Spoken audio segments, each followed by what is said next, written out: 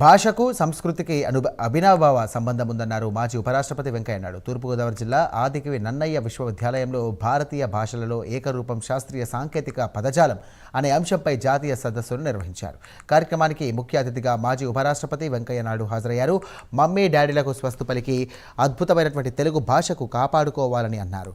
ముందుగా అమ్మ భాష తెలుగు భాషకు అధిక ప్రాధాన్యత ఇవ్వాలని అన్నారు. తర్వాత సోదర భాష, ఆ తర్వాతనే ఇతర భాషలకు వెళ్లాలని అన్నారు వెంకయ్యనాయుడు.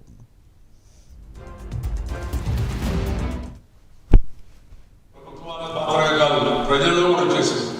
మన కుటుంబంలో కూడా మన పిల్లలకి మాట్లాడేటప్పుడు ఈ మమ్మీ డాడీ మీడి డాడీ కేడి ఈ భాష ఎందుకు అలవాటు చేస్తాం నాకు అర్థం కావడం. అమ్మ అని పిలిస్తే అంతరాలని చూస్తాం, మమ్మీ అని పిలిస్తే బొత్తులని చూస్తాం. రాత్రికి ఒకసారి కావాలంటే పడుకునే ముందు ఒకసారి అనుకొని చూడండి అన్నారు. అమ్మ అంటే ఎక్కడి నుంచి వస్తుంది, మమ్మీ అంటే ఎక్కడి నుంచి వస్తుంది. మన భాషలో మాధుర్యం ఉంది, ప్రేమ ఉంది, వాత్సల్యం ఉంది, అనురాగం ఉంది, మమత ఉంది.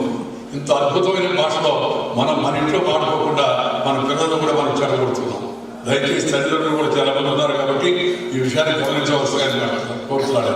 ఇంటిలో, వీధిలో, గుడిలో, బడిలో అమ్మ ఒడిలో చూసిన భాష ఎక్కుందో అమ్మ భాషనే తప్పనిసరిగా మాట్లాడాలి అని మన అందరం కూడా ప్రతిజ్ఞ తీసుకోవాలి. మన భాష వచ్చిన వాళ్ళు మన భాషలో మాడకుండా ఇంకో భాషలో మాడాల్సిన దౌర్భాగ్యం మనకి ఎందుకు వచ్చింది?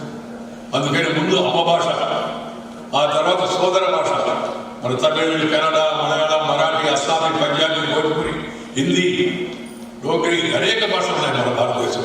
ముందు అమ్మ భాష, తర్వాత మన సోదర భాష, ఆ తర్వాత పరాయి భాష. First mother tongue, afterwards mother tongue, later any other tongue. మీ ఇష్టం నేను వచ్చిన భాష కాబట్టి